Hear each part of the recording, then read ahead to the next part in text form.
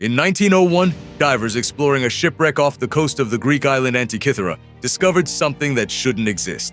Among statues and gold, they found a rusted green lump of bronze. For decades, it was ignored. But when X-rayed, it revealed a complex system of over 30 interlocking bronze gears.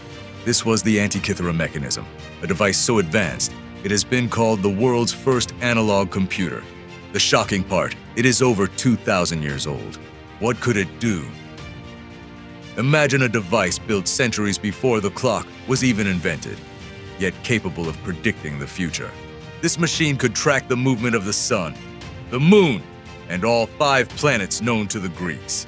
It predicted solar and lunar eclipses with perfect accuracy, and even counted down the days to the next Olympic Games.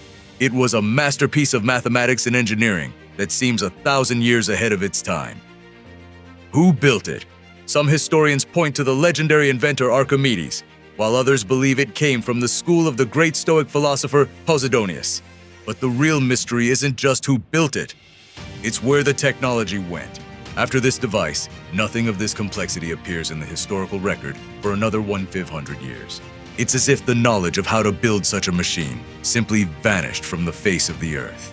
Today, using 3D scans and AI modeling, scientists have finally reconstructed the mechanism.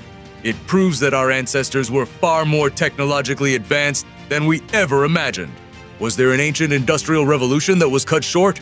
Or were they guided by knowledge we still don't understand? The Antikythera Mechanism reminds us that history is full of lost genius. What other secrets are still waiting at the bottom of the ocean? Let us know your thoughts in the comments. If you enjoyed this deep dive, subscribe to Ancient Chronicles AI for more journeys into our mysterious past.